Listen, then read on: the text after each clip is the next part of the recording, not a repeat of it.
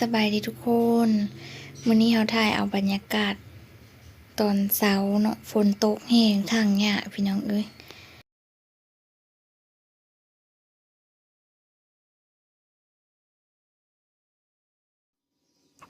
ตอนนี้เราก็เอาน้ำยานางสมอแล้วก็สิขาวหม้อคือน้ำร้อนแล้วก็เอาหน่อไม้ลงเนาะพี่น้อง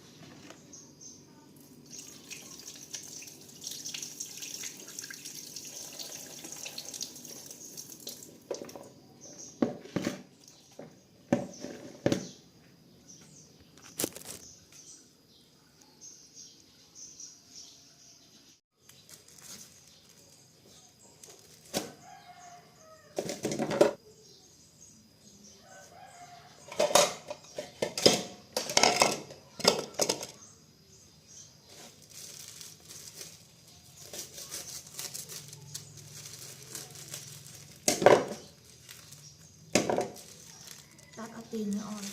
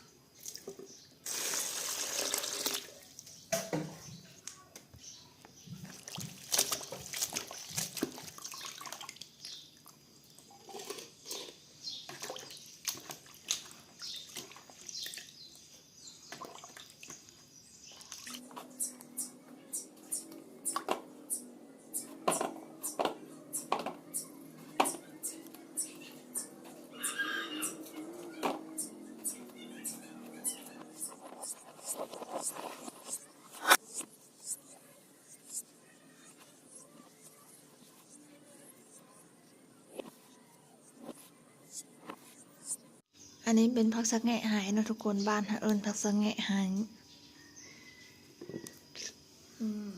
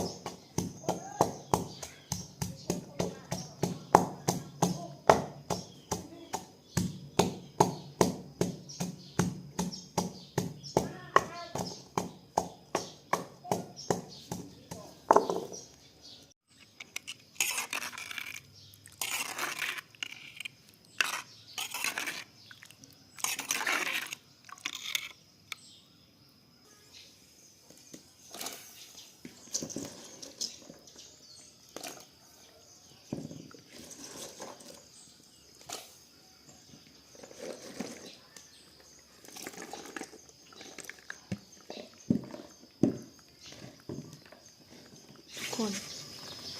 เราแตงมาไม่เกินแสนเราไปตลาดมาตอนนี้เรากำลังจะไปเอาผักกาดผักสะอม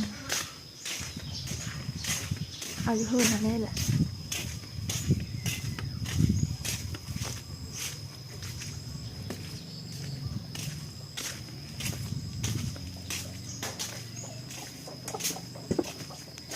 เดี๋ยวทุกคน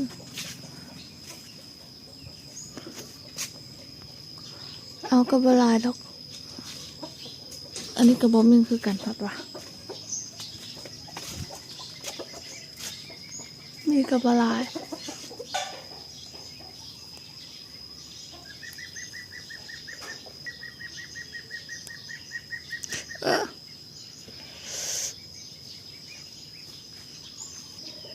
ทุกคนยอดงามแหง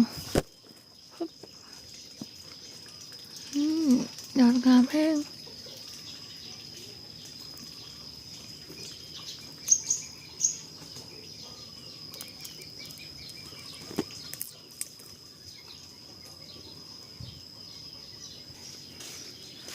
ได้สำเนียงทุกคน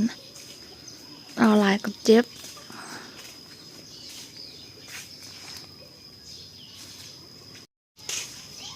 มันมีแดดเมื่อคืนนี้ฝนตกนะทุกคน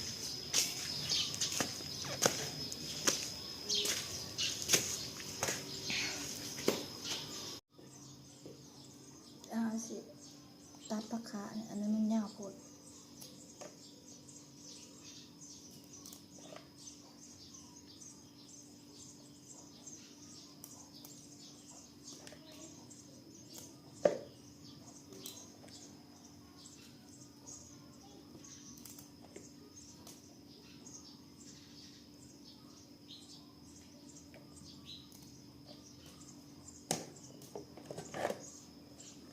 ประมาณ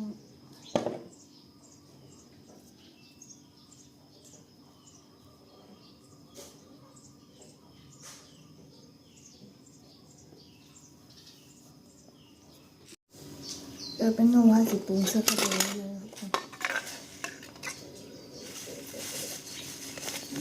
ดูข้าวเลย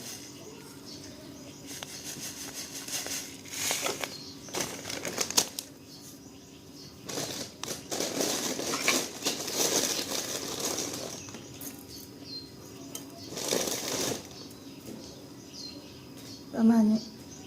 บ่พอกับค่อยเติมเอาใหม่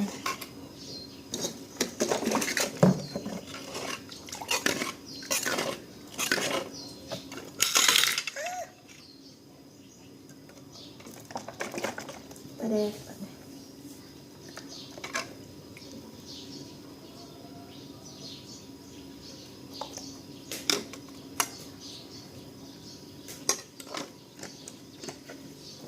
ประมาณครับพี่ตาย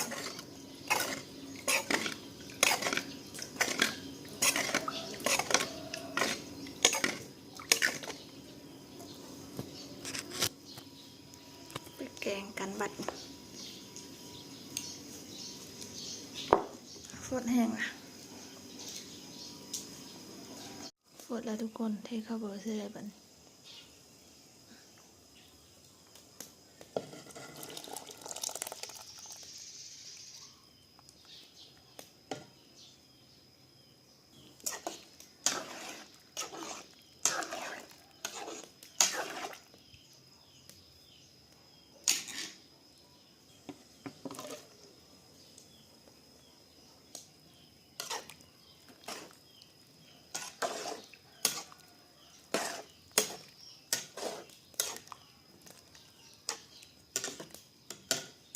ตอนนี้เขาเซอร์โบกแล้วทุกคนติดหม้อเลยเดี๋ยวสิแบ่งคือน้องเอาหน้านะ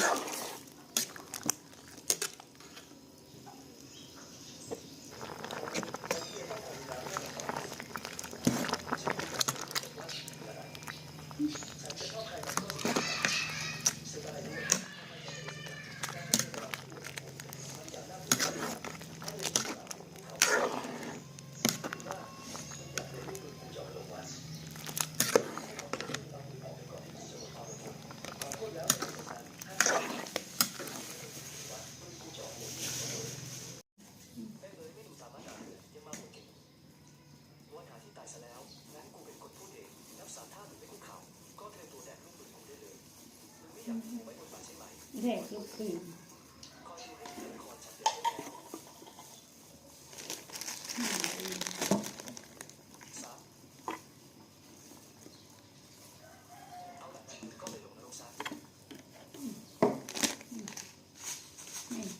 นี่ไม่เรียนเลย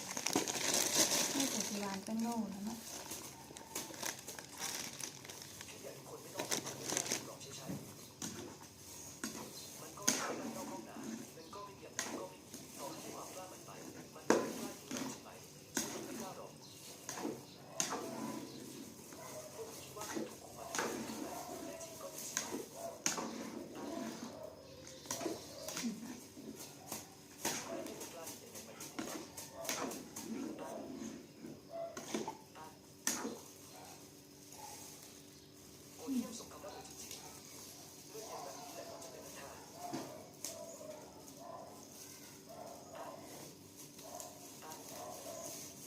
ใส่กันยามเลย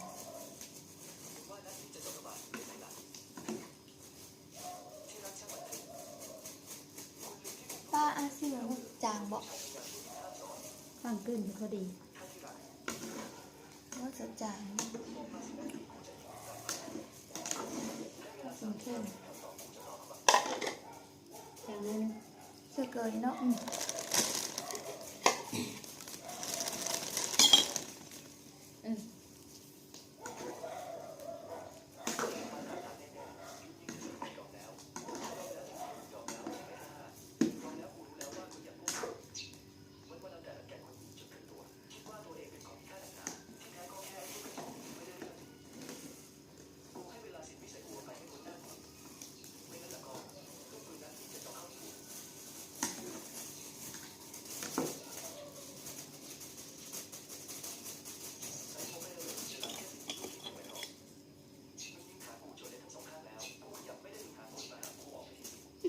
ให้หาต้นมาหา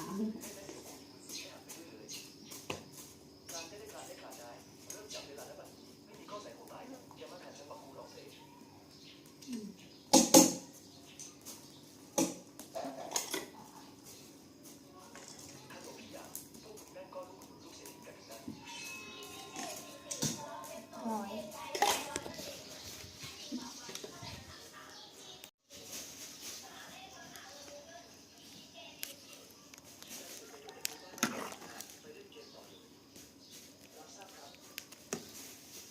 มาจ้าทุกคนกินข้าว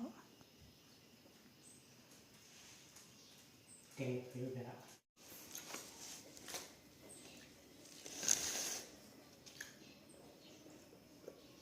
ใกล้ก็ จับไม่ ให้มันหมูหมูเพิ่นมาเช้า